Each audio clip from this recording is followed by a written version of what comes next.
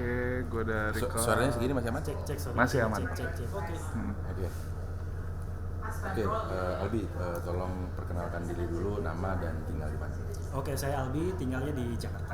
Oke, Albi, terima kasih buat waktunya. Ngomong-ngomong nih, sejak kapan sih Albi suka nonton MotoGP dan kenapa suka nonton MotoGP? Oke, kebetulan suka sama MotoGP itu dari kecil ya, dari TK kalau nggak salah. Jadi waktu itu orang tua lagi nonton siaran MotoGP, ikut nonton dan dari situ langsung suka, dan bahkan kuliah pun skripsinya berkaitan sama MotoGP. Jadi suka banget lah sama MotoGP. Masih inget ya, lu dulu waktu masih TK itu pembalap yang sering ditonton tuh siapa? Waktu itu sih udah ada masih zamannya Mick Duhan. Terus habis itu mulai masuk ke SD, udah mulainya era Santi Gimerol sama Valentino Rossi. Ngefans sama Santi Gimerol dan juga Valentino Rossi itu karena mereka rivalitasnya juga bagus ya, kayak Rossi sama Lorenzo, terus juga kayak Pecco sama Marc Marquez sekarang. Gitulah, seru pokoknya. Oke, keren nih.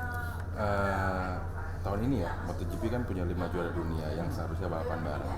Tapi sayangnya Jorge Martin tuh absen 3 seri, dan setelah seri keempat kemarin di Qatar cedera lagi. Sebenarnya pada awal musim 2025 ini, ekspektasi Albi untuk MotoGP itu seperti apa sih? Oke, ekspektasi 2025 sebenarnya ngerasain bakal seru banget karena ada 5 raja di kelas para raja itu sendiri kan. Ada Pecco, Quartararo, terus ada Marc Marquez, ada Juan Mir, dan juga ada Jorge Martin yang pindah ke Aprilia. Jadi kita pengen ngebuktiin sebenarnya Jorge Martin itu sepak terjangnya seperti apa sih di luar motor Ducati gitu. Dia kan sekarang pakai Aprilia. Jadi ekspektasinya akan ada perebutan gelar juara oleh 5 raja ini gitu. Meskipun akan ada kompetisi lain dari tim-tim lain ataupun dari pembalap-pembalap lain yang juga punya performa yang bagus. Tapi memang sayangnya Jorge Martin absen, jadi kita hanya tinggal menyaksikan yang lagi berjalan nih. Sekarang kan Marc Marquez yang paling kuat ya, disusul sama Pecco banyak, dan mulai ada peningkatan dari beberapa pabrikan-pabrikan kayak Yamaha dan juga Honda yang mulai perlahan-lahan mulai naik nih. Jadi berharapnya sih 2020 bisa berjalan lebih seru dan kompetisinya benar-benar bisa sengit sampai kita nggak bisa tahu nih siapa yang bakal juara dunia nantinya. Gitu. Oke. Nah, ini kan realitanya memang nggak sesuai ekspektasi ya. Yeah. Martin yang diharapin bakal nunjukin sesuatu sama Aprilia, tapi ternyata dia cedera. Bahkan sekarang diperkirakan dia akan absen sekitar 3 bulan. 3 bulan tuh berarti bisa dibilang hampir setengah musim dia nggak akan balapan. Terus bagaimana soal dia?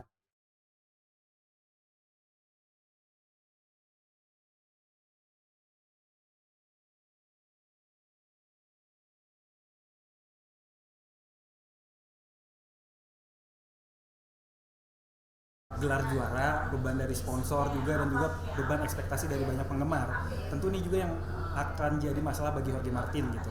Nah, tapi soal isu kenapa dia mengalami kecelakaan terus katanya nggak bakal bisa juara dunia lagi karena pakai nomor 1, sebenarnya udah terpatahkan ya sama Pecco banyak yang 2 kali juara dunia pakai nomor 1, fine gitu. Cuman memang Jorge Martin kayaknya memang kemarin dapat kesialan gitu, banyak kesalahan-kesalahan yang juga dilakukan, dan ya berharapnya dengan jeda waktu 3 bulan dia buat istirahat, buat rehat, harapannya dia bisa kembali fight, walaupun kayaknya buat memperebutkan gelar juara dunia di tahun 2025 berat buat Jorge Martin. Jadi ya harapan kita sebagai fans ataupun sebagai penonton berharapnya dia sembuh dulu terus bisa ikut kompetisi lagi. Oh ya, ngomongin soal kemarin ya, crashnya di apa namanya? Ini crashnya di Qatar dan dia cedera parah. Sebenarnya emang dia unlucky aja ditabrak sama Fabio Di Gia, atau sebenarnya ada faktor dia kembali terlalu cepat.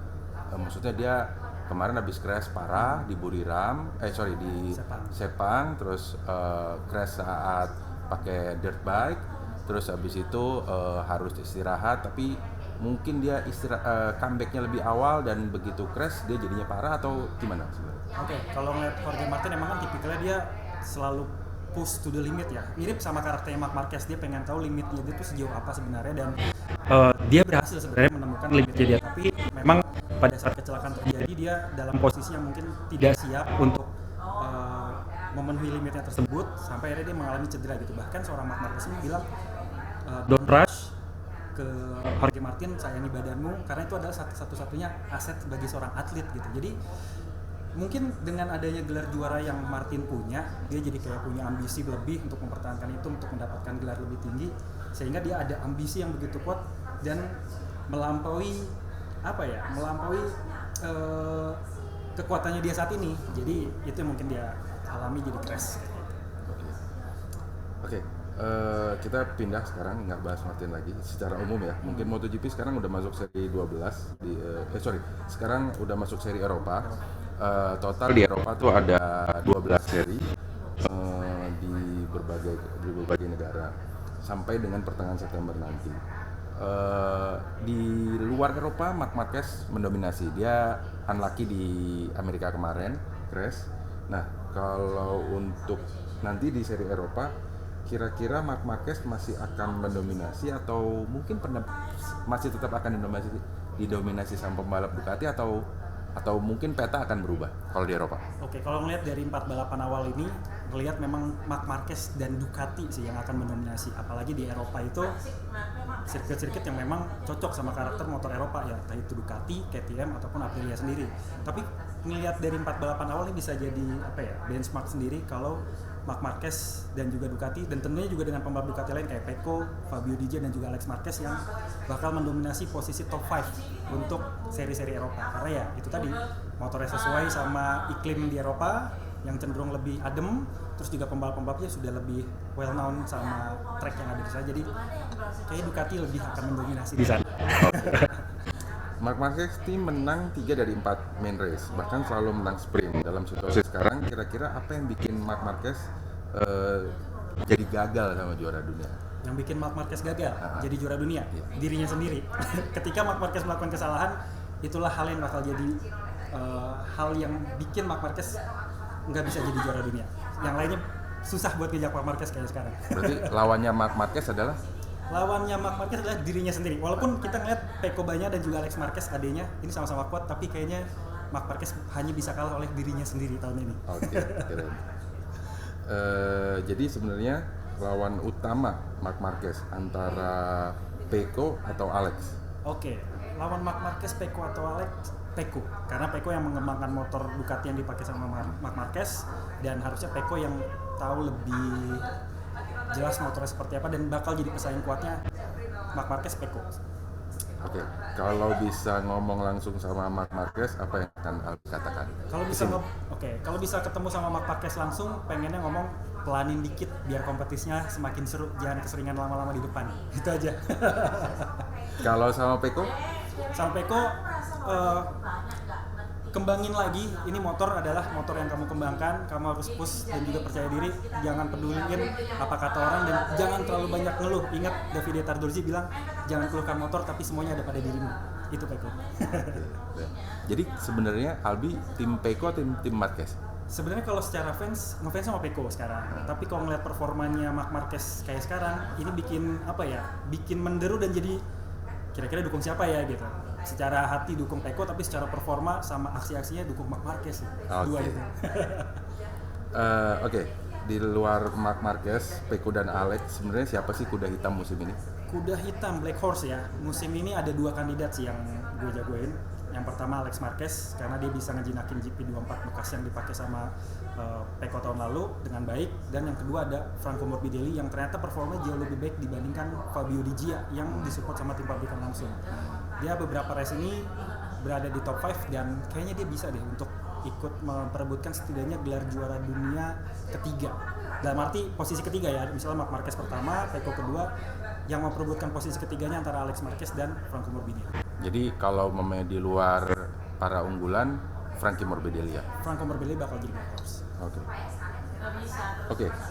Ini andai Albi jadi pembalap MotoGP musim ini, kira-kira mau naik motor apa dan kenapa alasannya?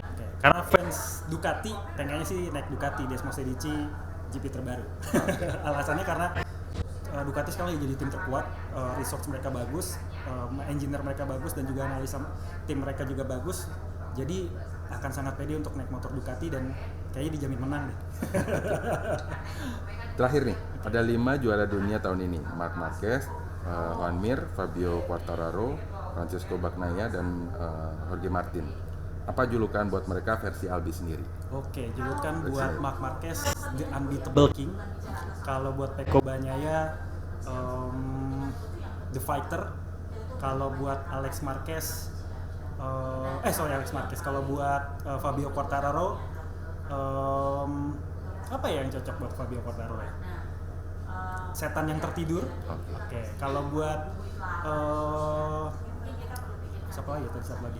Juan Mir sama Martin. Oke, buat Jorge Martin, cepet sembuh King. Kalau buat Horner, mahkotanya lepas aja deh kayaknya. Oke, sip. Oke. Thank you. Siap. Alwi. Terima kasih Mas Adi.